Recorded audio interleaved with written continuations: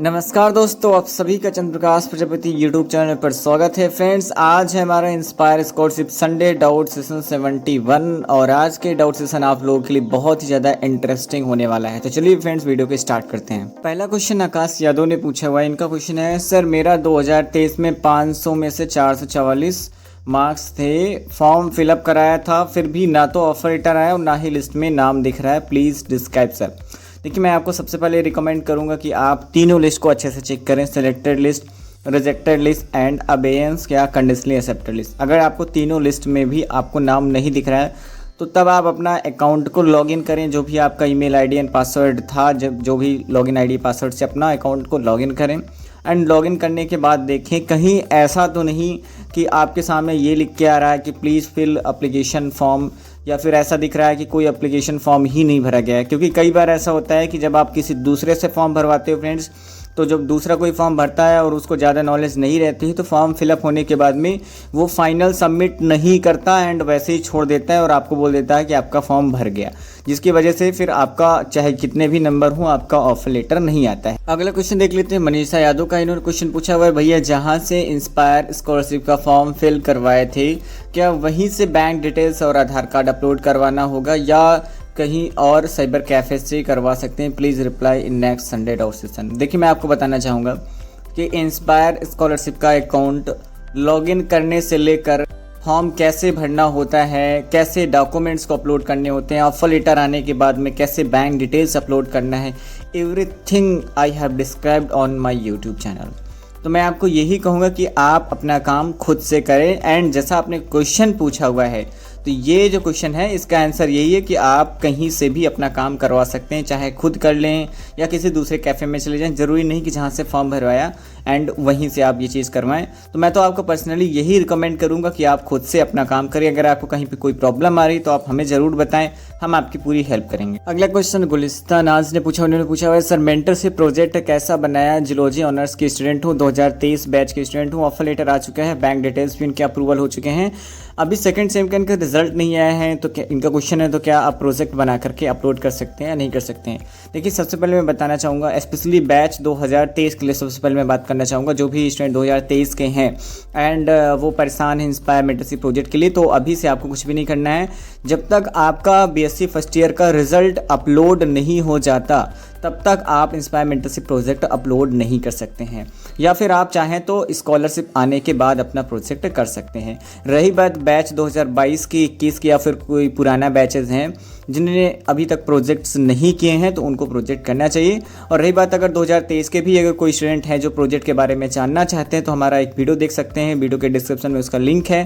साथ ही साथ आप हमें इस नंबर पर व्हाट्सअप मैसेज करके भी अपने डाउट्स क्लियर कर सकते हैं, इस इंस्पायर मेंटरशिप के बारे में जान सकते हैं। अगला क्वेश्चन देख लेते हैं। अगला क्वेश्चन वंश शर्मा ने पूछा हुआ है। इन्होंने पूछा हुआ है, सर मेरा अबेयंस फॉर्म में एंडोर्समेंट फॉर्म के लिए रिमार्क है, please notify sir when correction window is open. आपको बिल्कुल भी परेशान नहीं होना है। जो भी स्टूडेंट अबेयंस या कंडीशनली एक्सेप्टेड लिस्ट के स्टूडेंट्स हैं उनको बिल्कुल भी परेशान नहीं होना। जैसे ही करेक्शन स्टार्ट होगा, एडिट एप्लीकेशन फॉर्म का ऑप्शन आएगा, हम आपको यूट्यूब माध्यम से बताएंगे। साथ ही साथ हम अपने WhatsApp channel and Telegram channel पर भी ये सारी चीज़ें अपडेट करेंगे।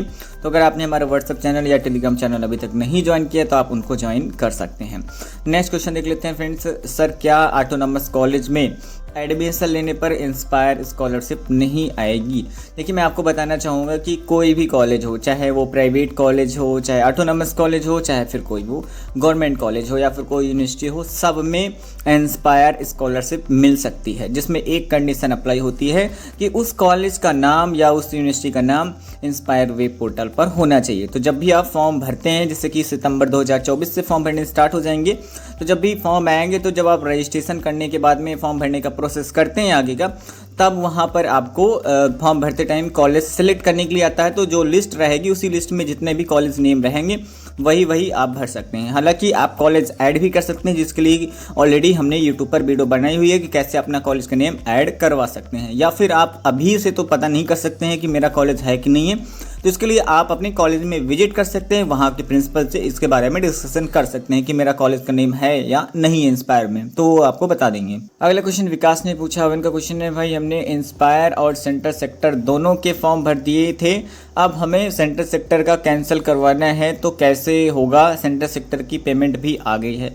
देखिए फ्रेंड्स, ऐसे बहुत ही ज़्यादा स्टूडेंट्स होंगे जो इंस्पायर स्कॉलरशिप के फॉर्म भरने के टाइम पे अदर स्कॉलरशिप का भी फॉर्म भर देते हैं एंड उनको फाइनली इंस्पायर में भी सिलेक्शन हो जाता है एंड जो दूसरी वाली स्कॉलरशिप है वो भी मिल जाती है।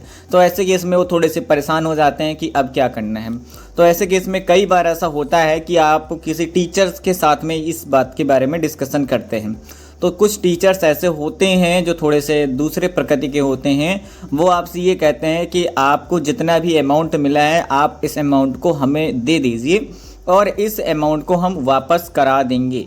तो वो जितना आपको पैसा मिला है, मान लीजिए 8,000, 10,000, 12,000 जो भी आपकी जो दूसरी वाली स्कॉलरशिप है, वो आपसे सारा पैसा ले लेते हैं और उसके बाद में उस पैसे को कहीं नहीं जमा करते हैं और आपको बोल देते हैं कि हमने कहीं दूसरी जगह पे डिपॉजिट कर दिया, किसी विभाग में हमने जमा कर दिया। तो ये गलती बिल्कुल नहीं करनी है। कहने का मतलब, एक बार अगर आपको कोई दूसरी स्कॉलरशिप मिल जाती है तो उसका जो पैसा है किसी को नहीं देना है।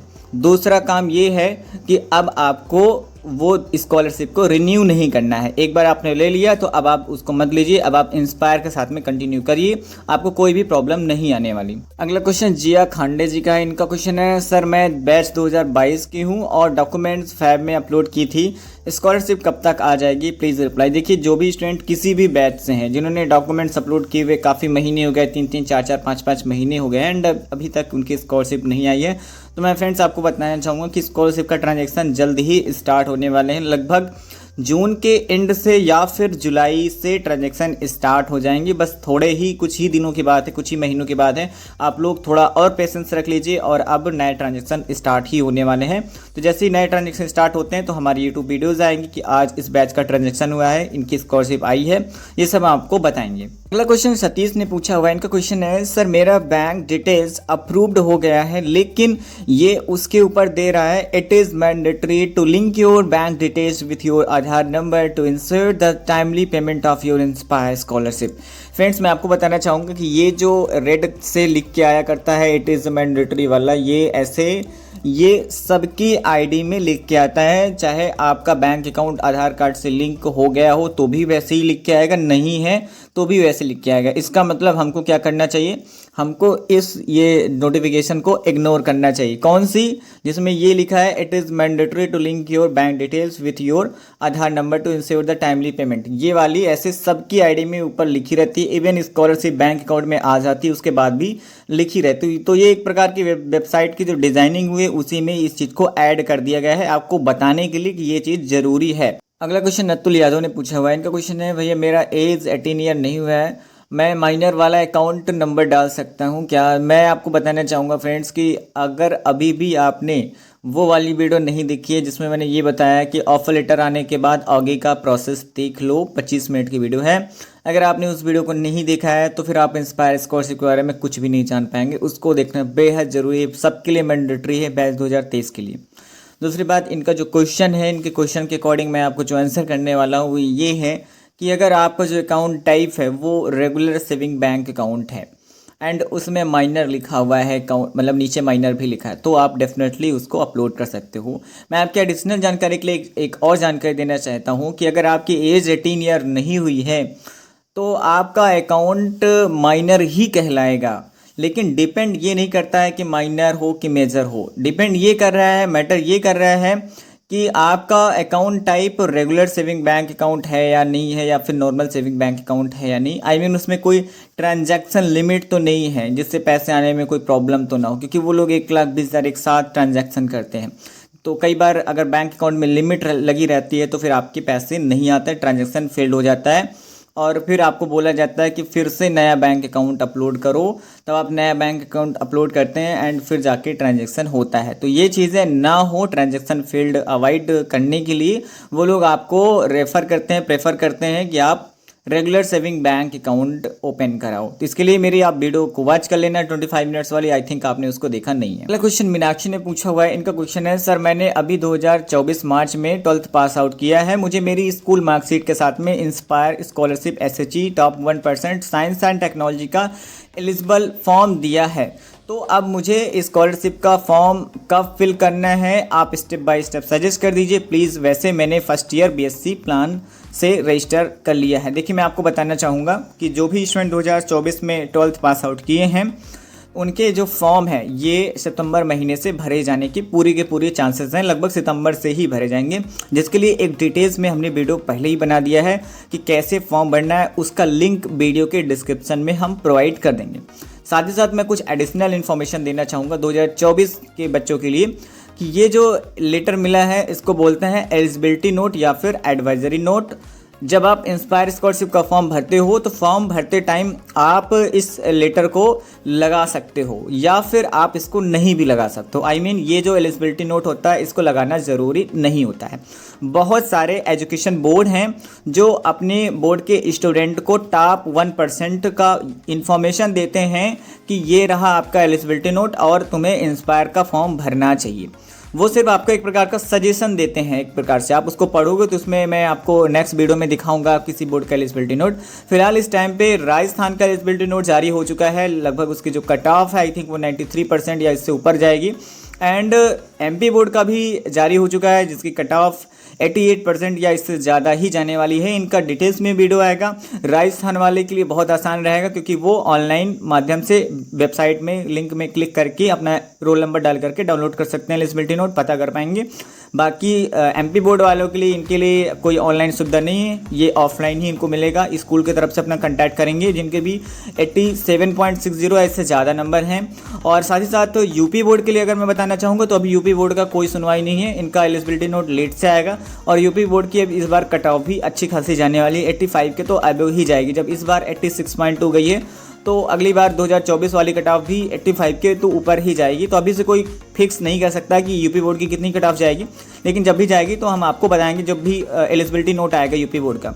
तो दोस्तों आज का संडे डाउट सेशन यहीं तक। अगर आपके मन में कोई डाउट है तो आप इसी वीडियो के नीचे कमेंट कर सकते हैं। नेक्स्ट संडे डाउट सेशन में उसको जरूर हम दिखाने की पूरी कोशिश करेंगे। Thank you.